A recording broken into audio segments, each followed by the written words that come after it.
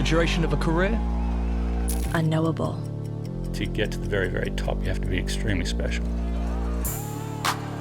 Fortune? Uncertain. Results affect how much you're getting paid 100% of the time. Which means if you're amongst the tiny percentage of riders who can win at the highest level, if you ain't talking money, am I talking at all? You know I run the streets, in a fast life, you know what it's gonna be. Ride up in my environment. Always keeping G, you know I run the streets, in a fast life, you know what it's gonna be. I've been an agent officially for 19 years, but since 1994 I've been advising athletes. So then, what's question number one an athlete asks when you meet them for the first time? Usually, what do you think I'm worth? The money. But there's a lot of factors, you know. I often look at it with riders and say, look, you're getting paid to get up early in the morning, go training in the rain, go to the gym, do stretching, hours and hours of stretching, do all this laborious stuff. That's what you get paid to do. Race day's your day off. Race day's where you go have fun and enjoy this sport and remember why you do this. My first year in Elite, there was no pressure. I was earning not even 30 grand. I was like, chilling. I was having good results. I was loving it. I was eating Nutella every day. The way sponsors start to give you trust, I feel like they put weights on your shoulder that you cannot disappoint them, and I just started to pay attention to details. You're actually paying them for their commitment, for their sacrifice, for their time to be race ready. The world champion Loic Bruni, under increasing pressure you would have to say. Oh, he's out by 0.7 then for Bruni.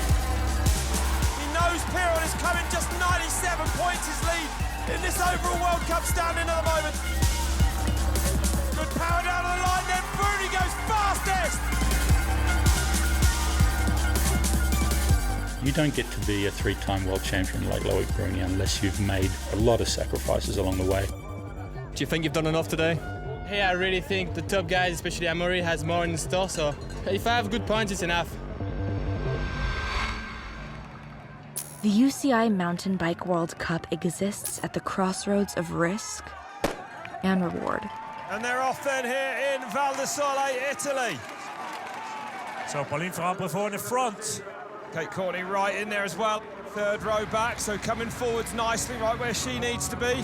A World Cup win is rare. There she is then, the number one, the series leader.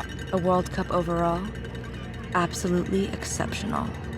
Came out firing in 2019 after winning that World Championship title at the end of last year. The rainbow stripes of the World Championships. You're about to level up, player.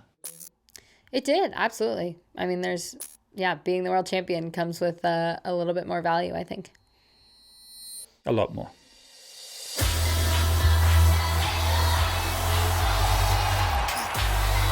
A lot more because World Cup race winners are on a different level to top tenners and podium riders. I think it's only 44 men have ever won a World Cup, and of them, half of them have only won one race. It's very hard to win 3, 4 and onwards.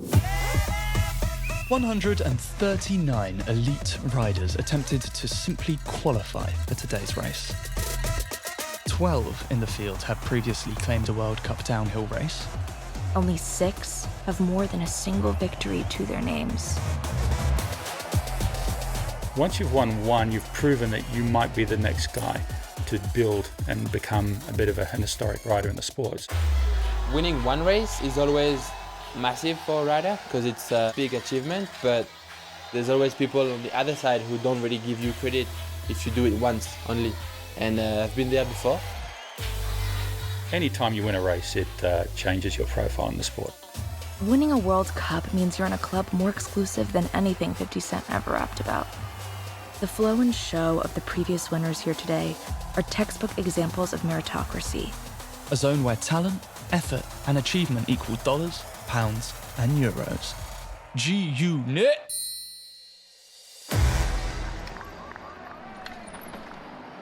Courtney is going backwards, Bart, I hate to say at the moment.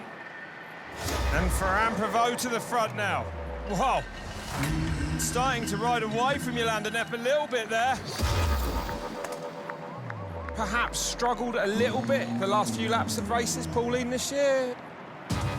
I came back from surgery and I had really hard the past 3 years, so I tried to build up a good shape all the season. I just wanted to ride my bike and to do it the best way as possible.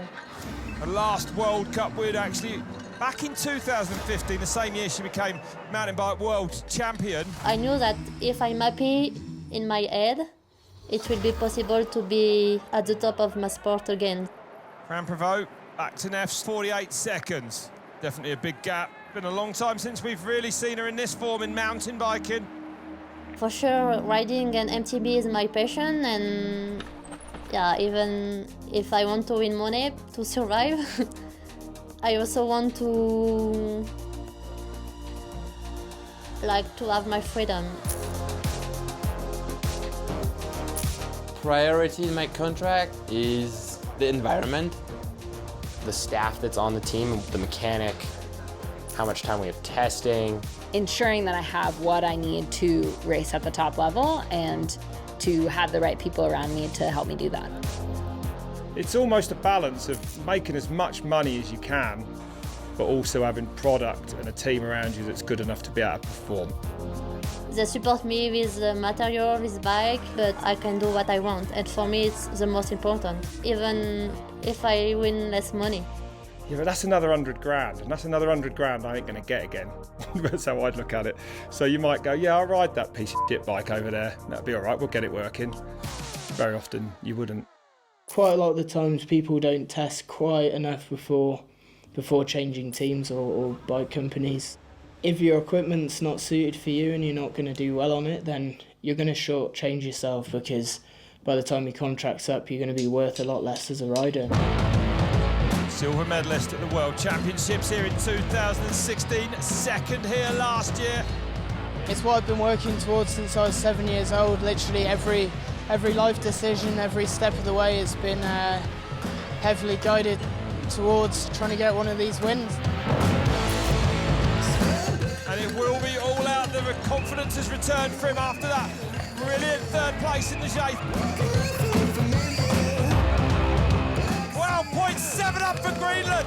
Unbelievable. You might be witnessing a winning run here. My goodness. What a run from Laurie Greenland. He goes fastest. Nearly 3 seconds up. A World Cup runner-up, but not yet a winner, Laurie Greenland has previously shown glimpses of the X factor it takes to win. The ability to lose control without losing composure. Is Greenland about to win his first ever World Cup race? Of course, there's still Amory Pierrond amongst others to come. But the not-so-dirty secret of the sport is that regardless of what you've done between the tape, your future is never 100% under your control. Obviously, from what everyone knows, I think Gwyn is one of the best paid. Gwyn makes the most, I think. But I don't know any numbers. Collectively, if you added up all my salary, my bonuses, prize money, signature product, royalties, and all that stuff this season, with a good year, this year I should be right about $1 million. Okay, now that's the kind of money that lets you floss a little and do responsible adult stuff like paying off the mortgage and topping out the 401k. For a rider at the time, I was probably not getting paid much at all.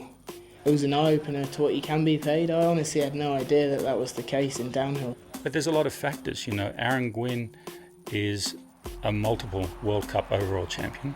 He's won more races bar one guy on the planet, but he's done it in a shorter rate of time, so he has the potential to continue with that rate.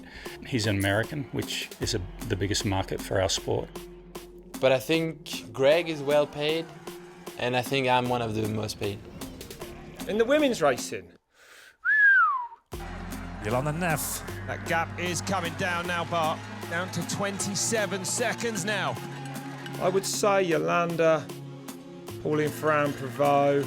Probably Jolanda. She's been at the top for the last couple of years and has won the World Cup overall multiple times.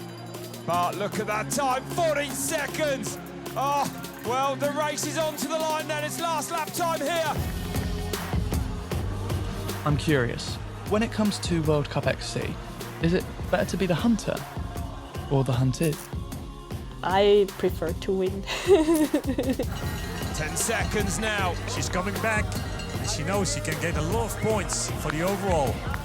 It must be really frustrating for her that she hasn't won this year. It doesn't sit well with her, you know what I mean? But there it is then. Neff gets on the back wheel of Pauline Ferrand-Prévot and goes by her on the last lap here.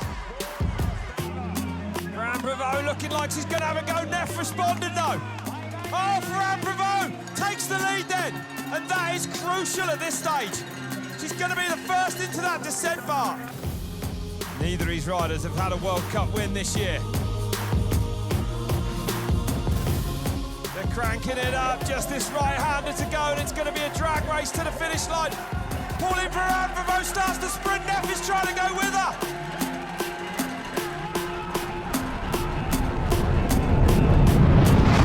But it's Pauline Ferrand-Prévot who takes her first World Cup win of 2019. I knew Yolanda was not far behind, so I gave everything I had. And when she came back, I said, okay, I did all the race at the front, so now I don't want to lose.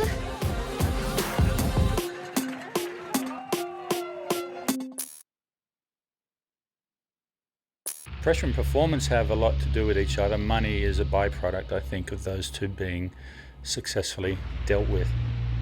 By getting all this money, people put a lot of pressure on you because they want a return.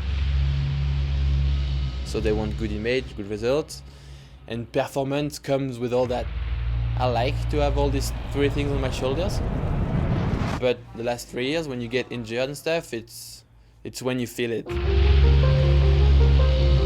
Contracts are either, heavy on the incentives or heavy on the base pay.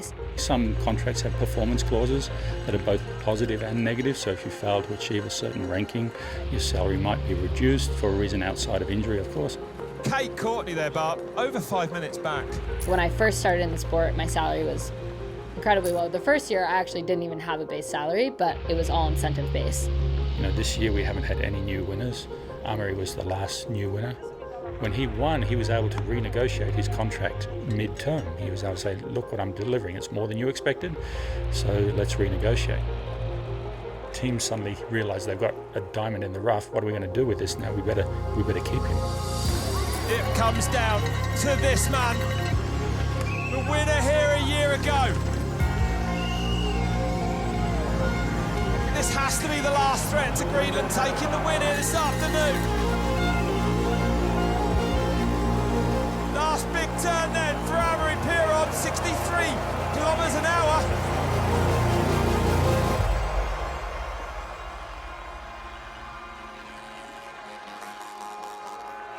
Greenland wins Val di Sole.